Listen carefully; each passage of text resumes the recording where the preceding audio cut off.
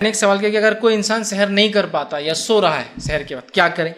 تو یاد رکھیے رمضان کے روزوں کے لیے یا غیر رمضان کے نفلی روزوں کے لیے سحر فرض نہیں ہے، سحر شرط نہیں ہے، سحر سنت ہے، سحر مستحب ہے۔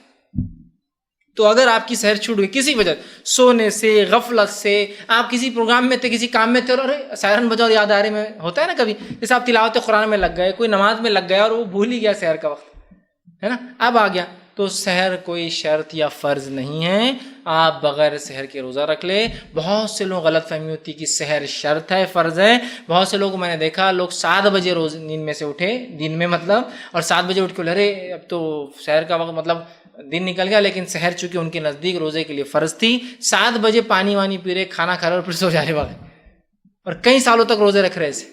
جبکہ ہندوستان میں 7 بجے جو ہے یہ افطار کسی بھی دور میں نہیں رہتا، مطلب وہ ہوتا ہی نہیں ٹائم سورج نکلنے کا۔ گرمیوں میں بھی جو، سردیوں میں بھی جو ٹائم ہوتا ہے وہ 6:40 تک ہوتا ہے زیادہ زیادہ، 7 تو ہوتا ہی نہیں کسی بھی حال میں، سمجھ رہے ہیں بات؟ اور جو ہم کو سحر کرنا ہے وہ صبح صادق سے پہلے ختم کر دینا ہے۔ سورج نکلنا تو 6:40 کو جو ہو رہا ہے سردیوں میں تو بہت بات،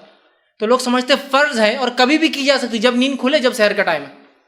اور سحر کرتے ہیں، پانی پیتے اور پھر سو جاتے ہیں۔ تو یاد رکھیے سحر مستحب ہے، سنت ہے، فرض نہیں ہے، شرط نہیں ہے عبادت کے لیے، لہٰذا اگر چھوٹ جائے تو کوئی مسئلہ نہیں، اپنا روزہ آپ کنٹینیو کر لے۔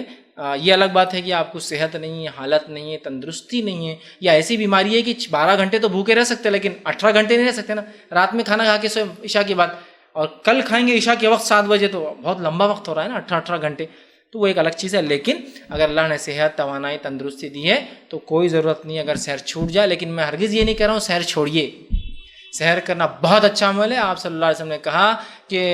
اللہ تعالیٰ جو ہے سحر میں برکت رکھی ہے اور سحر کے بڑے فائدے جو ہے بتائے گئے، ٹھیک ہے، تو لہٰذا آپ سحر